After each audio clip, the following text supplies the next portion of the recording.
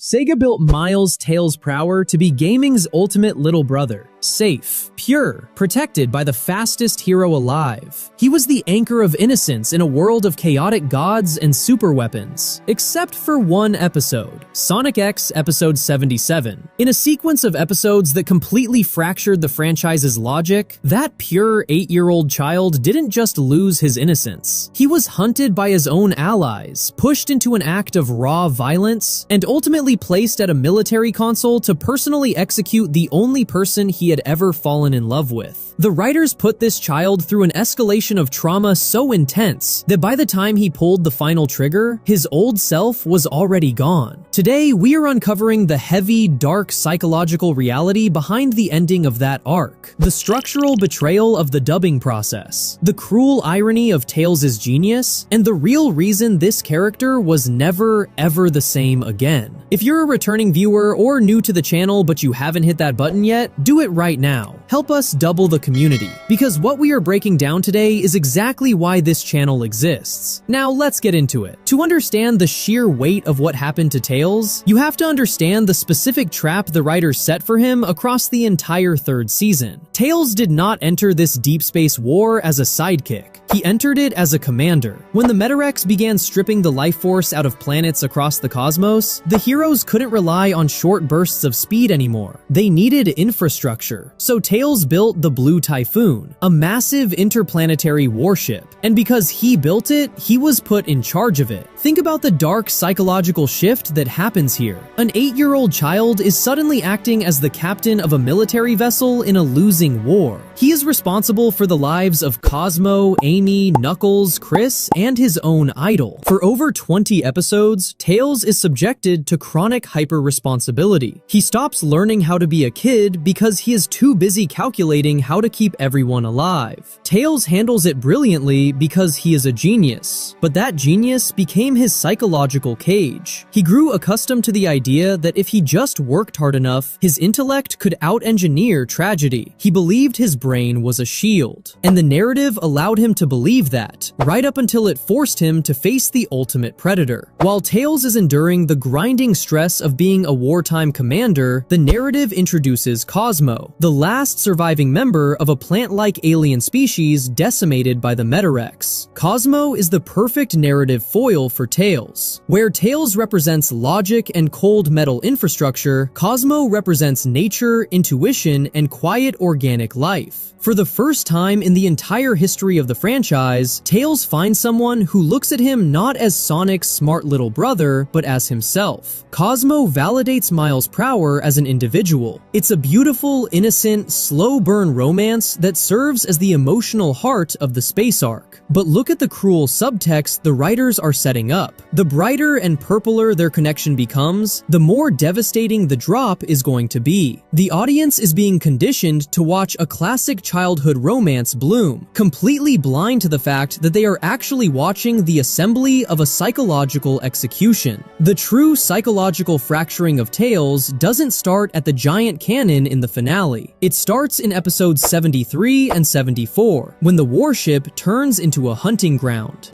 Shadow the Hedgehog discovers a horrifying truth. The Metarex have accidentally weaponized Cosmo. They implanted a tracking device inside her organs that broadcasts the Blue Typhoon's location and audio data directly to the enemy. Cosmo is a walking, talking security leak, and Shadow, being the ultimate soldier, decides there is only one logical solution. Cosmo has to die. But here is the part that shifts this from a sci-fi battle into absolute psychological horror. Shadow doesn't knock on the door. He doesn't request a docking sequence. Bypassing the entire defensive network Tails spent months building, Shadow uses chaos control to materialize as a raw energy signature directly inside the hull of the vessel. Imagine what this does to an 8-year-old child's mind. The physical walls of his masterwork mean absolutely nothing against a reality warper. The ultimate killer is inside the house, and he is actively hunting the girl Tails loves through the metallic hallways. Tails doesn't call Sonic for help. He resorts to raw, desperate defensive violence. He weaponizes the Blue Typhoon's automated systems to physically assault Shadow, pinning him with energy nets, forcing defensive gates closed, and trying to trap him in a steel cage. When that fails, Tails physically throws his own small body between them, acting as a biological shield against a genetically engineered executioner.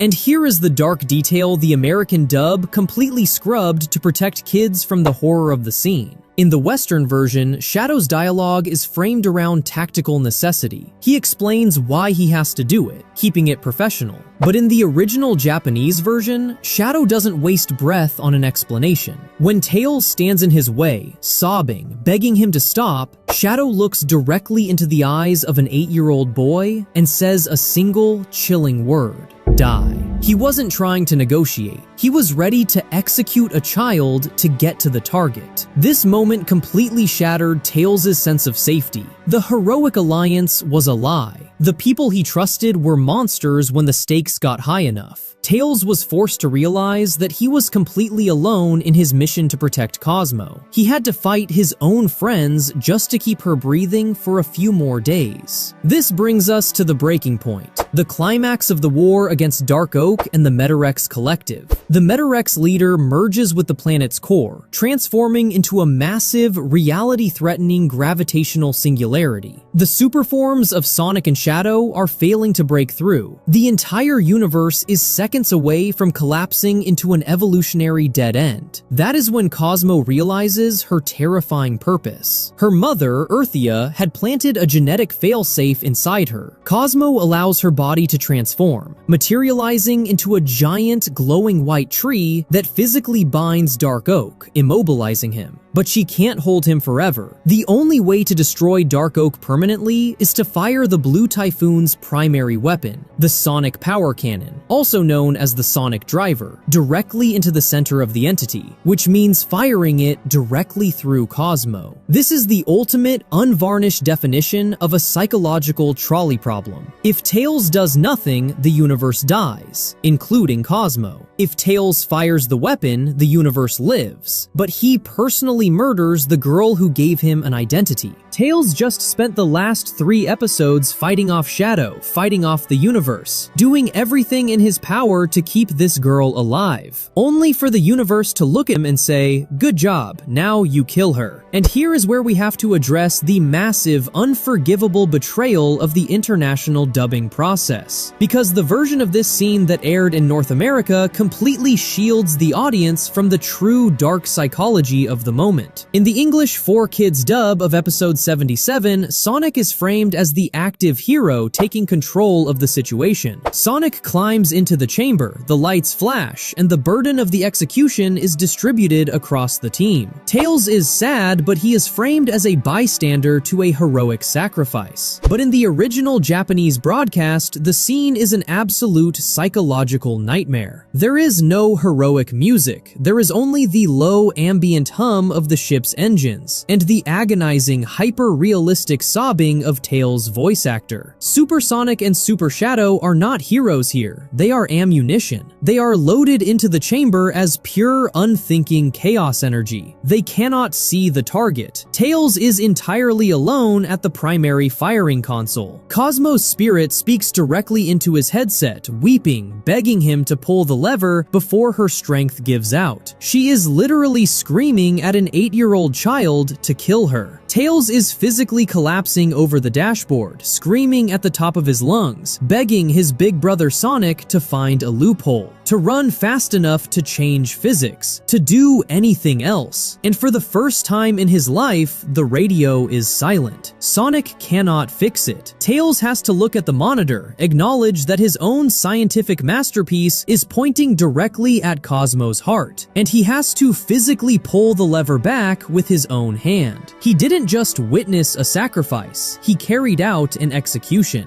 The psychological fallout of this moment twists Tails' core trait, his intellect, into a cruel cosmic joke. Tails' love for mechanics was always rooted in an emotional desire to be helpful, but the Sonic Driver was his ultimate creation. He spent 60 episodes calculating its energy displacement and taking pride in its unparalleled destructive capacity. When he pulled that lever, the universe forced a realization onto him. His intellect wasn't a shield, it was the blade. The only reason the universe survived that day is because Tails was smart enough to build a machine capable of vaporizing the person he loved. This creates instrumental trauma. When your unique skill is utilized to cause immense personal grief, you develop a subconscious aversion to that skill. If you look at how Tails behaves across the broader Sonic franchise after Sonic X, his relationship with creating extreme high-destruction weaponry completely shifts. He focuses almost exclusively on defensive tech, communications, and small-scale utilities. He stopped building world-ending weapons because the last time he built one, he had to use it to kill his world. The deepest psychological scar Tails carried out of the Metarex arc wasn't just the loss of Cosmo. It was the total collapse of his belief in Sonic the Hedgehog. Before episode 77, Tails' worldview was entirely dependent on the myth of Sonic's omnipotence. Sonic was the concept of victory given blue fur. No matter how deep the trap, Sonic would always arrive at the final second, smirk, and ensure a perfect happy ending. In that final battle, Sonic was in his ultimate super form. He had infinite power running through his veins, and he stood there, completely paralyzed, unable to offer a single alternative. He let an 8-year-old boy pull the trigger because he was entirely out of answers. When Sonic returns to the ship and drops that single seed into Tails' hand, the illusion vanishes. Tails doesn't look at Sonic with reverence anymore. He screams at him. He beats his fists against Sonic's chest, sobbing hysterically, because he realizes the terrifying truth that every child faces when they grow up. Our heroes are just people. They cannot outrun every consequence. For years, the Sonic community has had a massive debate about how Tails is characterized in the modern games, specifically in titles like Sonic Forces, where he freezes and cowers before Chaos Zero. Fans routinely tear into the writers, calling it a massive contradiction to his old heroic days. But deep lore video essayists have begun recontextualizing this through the lens of the trauma he sustained in Sonic X. Tails isn't afraid of dying. What paralyzes Tails in modern settings is the high stakes of conflict. He is terrified of responsibility. The last time Tails acted as the primary tactical commander of a high-level military crisis, it resulted in him killing his closest companion. When chaos appears in Forces and Sonic is seemingly defeated, Tails doesn't freeze because he's a coward. He freezes because the sudden pressure triggers the unresolved post-traumatic stress of the Blue Typhoon. He isn't running from the monster in front of him. He is running from the terrifying memory of his own hand on the firing lever. Sonic X concludes with one of the most haunting, quiet sequences ever put into a mainstream gaming adaptation.